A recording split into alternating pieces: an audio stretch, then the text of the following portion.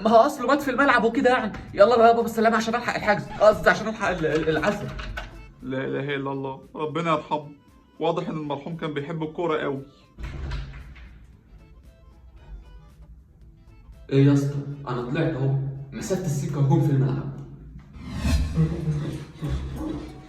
اجري يا ضحك، هات لنا سباك يجي يعمل لنا الشطافه دي تسخنها في التلج دي، وبعدين يبقى يجي يسقع حله تاني في الصيف.